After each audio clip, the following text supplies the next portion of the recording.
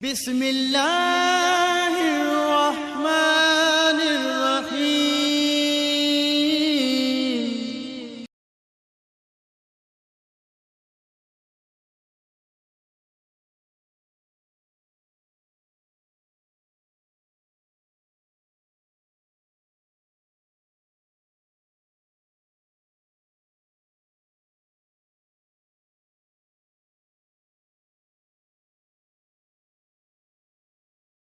نحمده ونصلي على رسوله الكريم.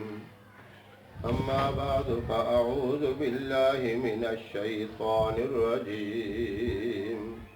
بسم الله الرحمن الرحيم. وأتموا الحج والعمرة لله. آمنت بالله صدق الله العظيم. محترم سامعین، السلام علیکم ورحمۃ اللہ وبرکاتہ۔ میں قاری محمد الیاس آزاد ہزاروی شاذلی اپنے چینل سے آپ کے ساتھ مخاطب ہوں اور خوش آمدید کہتا ہوں۔ اللہ کا بڑا کرم ہے اور اس کی بہت بڑی یہ رحمت ہے کہ زندگی میں اللہ نے ہمیں ذی الحجہ کے یہ مبارک دن اور مبارک راتیں جو یکم ذی الحجہ سے لے کر 10 ذی الحجہ تک ہیں، زندگی میں ایک بار پھر نصیب فرمائیں۔ نامعلوم آئندہ یہ سعادتیں، یہ رحمتیں ہمیں ملیں گی یا نہیں ملیں گی۔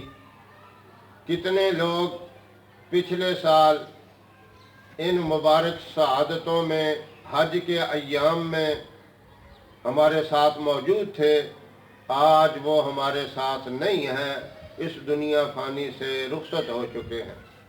اس لیے اس طرح کا کوئی بھی موقع آئے جن کی فضیلت اللہ رب العزت نے اور اللہ کے محبوب محمد رسول اللہ صلی اللہ علیہ وسلم نے بیان فرمائی، ان موقعوں سے ضرور فائدہ اٹھانا چاہیے۔ جو لوگ حج کی سعادت حاصل کرنے کے لیے وہاں کا مبارک سفر کر کے مکہ مکرمہ پہنچے ہیں، وہ تو بہت ہی خوش نصیب ہیں۔ ان کے لیے 9 عرفہ کا دن، یعنی ذی الحجہ کی 9 تاریخ کا دن، جس دن حج کی سعادت ادا ہوتی ہے، جو میدان عرفات کے اندر ظہر اور عصر کی نماز اکٹھی ادا کرتے ہیں اور اس کے بعد حج کا خطبہ ہوتا ہے۔ حج کے موقع پر جو 9 تاریخ کا بہترین موقع، جسے آپ صلی اللہ علیہ وسلم نے جس موقع کا ایک لمحہ بھی ضائع نہیں ہونے دیا، سخت گرمی میں اونٹنی پر سوار تھے اور رو رو کر، آنسو بہا بہا کر نماز ظہر سے لے کر غروب آفتاب تک مسلسل امت کی بھلائی اور خیریت کے لیے دعائیں فرماتے ہیں۔ وہ مقام دعاؤں کی مقبولیت کا ہے۔ خلوص کے ساتھ جو بھی وہاں دعا مانگی جائے تو دعا قبول ہوتی ہے۔ وہ سعادت اللہ رب العزت نے ہر جگہ پہ رکھی ہے۔ 9 ذی الحجہ کو آپ ظہر سے لے کر غروب آفتاب تک اس موقع میں جو بھی دعا مانگیں گے وہ دعا قبول ہوگی۔ لیکن اگر اس موقع پہ اللہ کا ایک صفاتی نام ہے یا سمیع، اس کا معنی ہے کہ سننے والا۔ اب دیکھیں، سننے والے تو ہم بھی ہیں، ہمیں بھی کوئی بات کہتا ہے تو ہم سنتے ہیں، لیکن ہمارے سننے میں اور اللہ کے سننے میں بہت بڑا فرق ہے۔ ہم ایسا سنتے ہیں کہ ایک ہی آدمی آرام اور سکون سے بات کرے تو سنتے ہیں، اگر 10 آدمی اکٹھے بات کریں تو کوئی سمجھ نہیں آئے گی کیا کہہ رہا ہے۔ اب اللہ جو سنتے ہیں، انسان اللہ سے مانگتے ہیں، जिन्नात मांगते हैं, चिरिंद परिंद कीड़े मकोड़े, ये सारी अल्लाह की मखलूक है, अल्लाह हर एक की सुनते हैं। इसी तरह अल्लाह का देखना भी वसी, अल्लाह का सुनना भी वसी।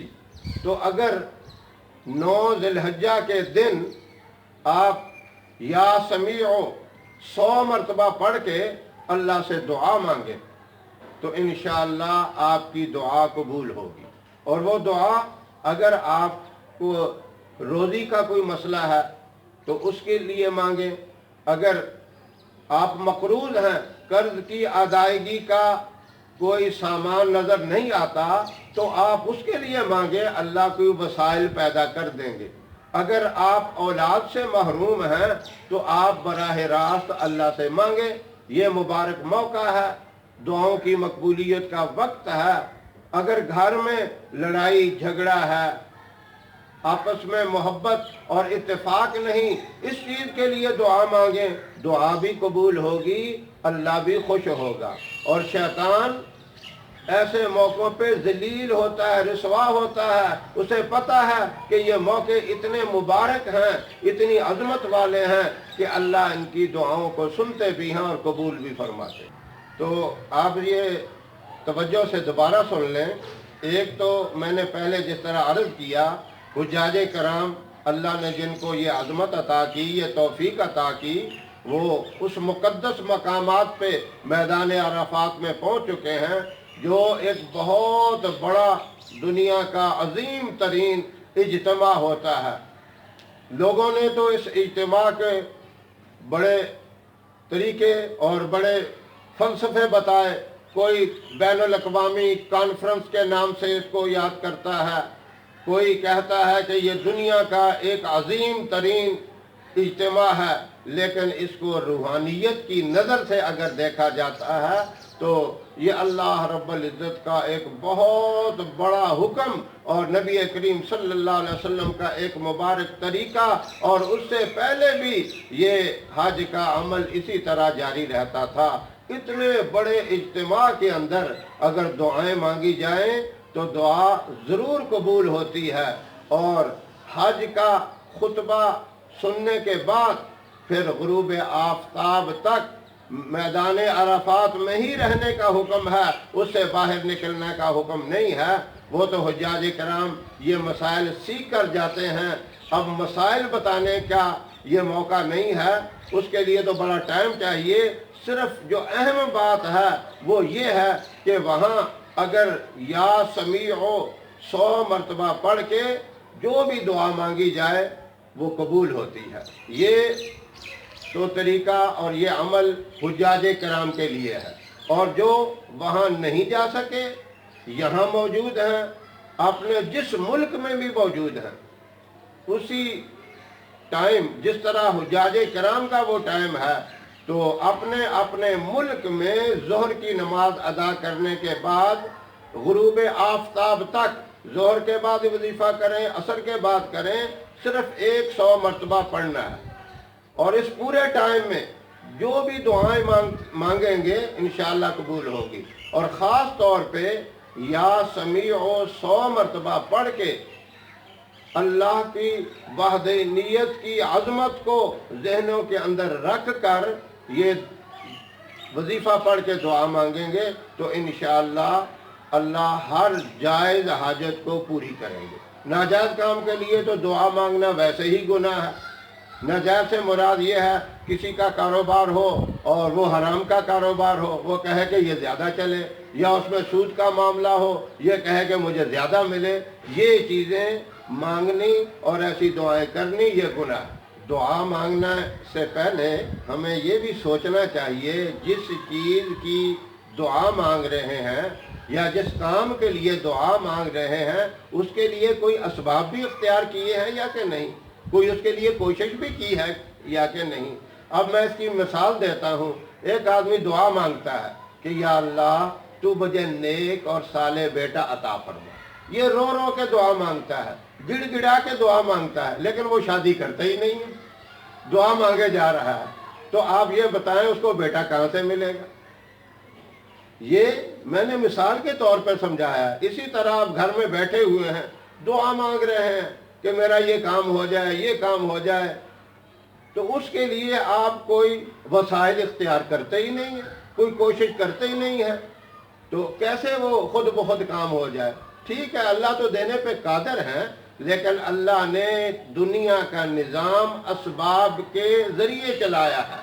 آپ اسباب کو اختیار کریں اور ان اسباب پہ پھر بھروسہ نہ رکھیں، بلکہ اللہ کی ذات پہ بھروسہ رکھیں۔ اب جس طرح دکان سے روزی ملتی ہے، ملازمت کے ذریعے سے ملتی ہے، مزدوری کے ذریعے سے ملتی ہے، یہ نہ کہیں کہ مجھے دکان دے رہی ہے، یہ مزدوری دے رہی ہے، بلکہ اللہ کیا کہتے ہیں؟ نحن نرزقکم، ہم تمہیں رزق دیتے ہیں، روزی تمہاری آسمانوں سے آتی ہے، یہ اسباب ہیں، ان اسباب کو اختیار کرو گے تو انشاءاللہ روزی ملے گی۔ تو اب دعا مانگنے سے پہلے یہ بھی سوچنا ہے کہ میں جو مانگ رہا ہوں، میں نے اس کے لیے کچھ کوشش کی ہے، کوئی اسباب اختیار کیے ہیں؟ اگر نہیں ہے تو آپ کی دعا مانگنا وہ فائدہ مند نہیں ہے۔ یا پھر یہ کہیں کہ یا اللہ ان کے ذرائع اور اسباب کے کوئی وسائل پیدا کر دے، ذہن کے اندر ایک چیز ہو اور اس چیز کے لیے آپ دعا مانگیں تو انشاءاللہ اللہ رب العزت وہ وسائل بھی پیدا کرتے ہیں، اسباب بھی پیدا کرتے ہیں، دعاؤں کو قبول بھی فرماتے ہیں۔ تو اس مبارک موقع پہ اللہ سے ضرور مانگیں۔ ساری عبادتوں اور ریاضتوں کا خلاصہ اور نچوڑ کیا ہوتا ہے؟ دعا ہوتی ہے۔ نماز کے بعد دعا قبول ہوتی ہے، قرآن کی تلاوت کے بعد دعا قبول ہوتی ہے، اور ایسے مبارک موقعوں پر بھی دعا قبول ہوتی ہے۔ تو اس لیے جو میں نے یہ طریقے بتائے، اسباب کو اختیار کریں، وسائل کو اختیار کریں، پھر اللہ سے دعا مانگیں، انشاءاللہ آپ کی یقیناً دعا قبول ہوگی۔ اللہ رب العزت مجھے بھی اور تمام سامعین کو مانگنے کا جو صحیح طریقہ ہے اس کے مطابق دعا مانگنے کی توفیق عطا فرمائے۔ ہماری ویڈیو آپ کو پسند آئے تو اسے لائک کریں، شیئر کریں، ہمارے چینل کو سبسکرائب بھی ضرور کریں، اور ہمارے FB پیج کو بھی ضرور لائک کریں۔ اللہ آپ کا حامی و ناصر رہے۔